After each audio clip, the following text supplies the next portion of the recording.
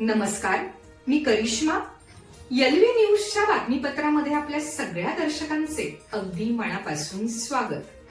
आपण पाहत आहात एलव्ही न्यूज. त्यानंतर गोडकरीचे उपसरपंच संपत मरळे यांनी आपलं 2 मिनिटांमध्ये आपलं मनोगत व्यक्त करायचं आहे. वेळेचं थोडंसं भान ठेवा. 9 वाजता आपली टायमिंग संपते. सर्व श्रोत्यांना विनंती आहे 2 मिनिटांमध्ये आपलं मनोगत व्यक्त करायचं आहे. आज या ठिकाणी महायुतीच्या उमेदवारांच्या प्रचाराच्या निमित्त या ठिकाणी सर्व उमेदवार मान्यवर आणि सर्व जनता जनार्दन या ठिकाणी आपण उपस्थित आहात. या ठिकाणी जिल्हा परिषद उमेदवार रावसाहेब राजाराम पाटील आणि पंचायत समिती उमेदवार आयटी सर आज यांचा या ठिकाणी काल भोरपुरीमध्ये आम्ही शुभारंभ केला आणि आज सकाळी घाट अंधण्यामध्ये आणि आज ढलगावमध्ये तरी अतिशय चांगला प्रतिसाद आहे. पहिल्यांदा भोरपुरीमध्ये काल आम्ही नारळ फोडून आम्ही प्रचार शुभारंभ केला.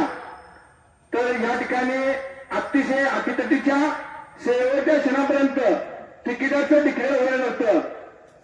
पहिलवान नितीन भाऊसाठी कार्यक्रमाला भाऊ तुम्ही पाहिजे आम्हाला. शेवटच्या क्षणापर्यंत नितीन भाऊ सांगितलं नाही, आपल्याला जनतेसाठी आपल्याला योग्य निर्णय घ्यावा लागेल. आपल्याला ज्येष्ठ नेत्यांचं आपला आदेश पाहावा लागेल. शेवटच्या क्षणी संजय काका पाटील आणि अजितराव भोपळे सरकार यांच्या योग्य सांगण्याप्रमाणे शेवटी नितीन भाऊनं तुमच्या आमच्यासाठी हा निर्णय घेतला आणि रावसाहेब पाटील यांना जाहीर पाठिंबा दिला आणि स्वतःचा अर्ज मागायला घेतला. त्याचप्रमाणे या ठिकाणी आयटी सर पंचायत समिती गणामधून ढालगावमधील 2-3 अर्ज होते. दोन कोंडगप्पा अर्ज होता आणि भरपूर आमचा अर्ज होता.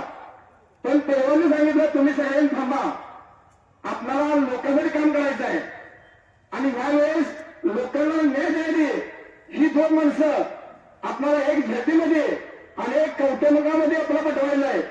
कारण बंधू गेले अनेक वर्ष एकाच घरात उमेदवार आपण निवडून दे, तर काय केलं?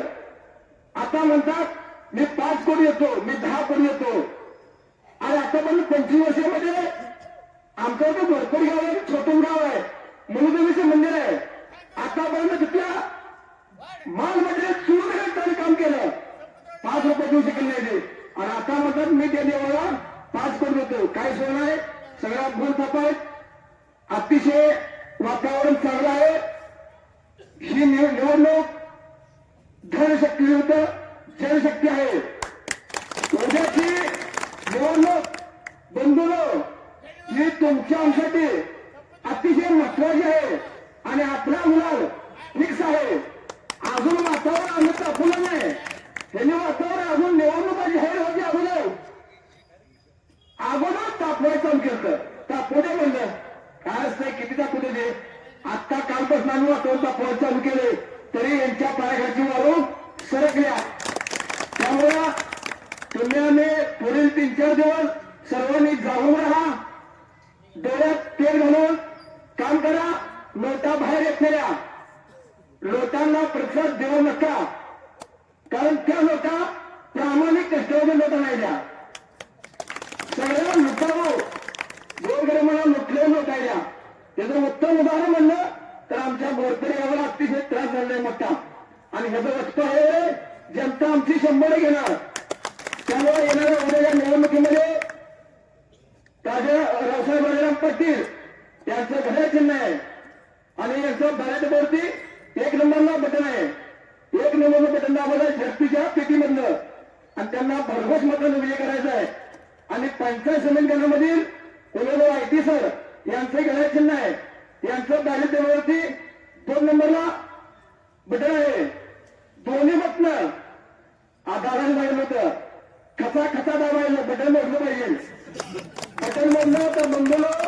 दादांना खरोखर आपल्या धारगावकरांच्या वतीनं खरी ती भावपूर्ण समाधी असेल आणि धारगाव भागाला काहीच कमी पडणार नाही. धन्यवाद. एवढं सांगतो. जय हिंद, जय महाराष्ट्र. चालू घडामोडींचे अपडेट्स जाणून घेण्यासाठी आपल्या एलव्ही न्यूज चॅनलला सबस्क्राईब जरूर करा, लाईक करा, शेअर करा व कमेंट देखील करा. बेल आयकॉनवर प्रेस करा व नोटिफिकेशन्स मिळवा. पाहत रहा फक्त एलव्ही न्यूज. मुख्य संपादक विलास उत्तम लोखंडे.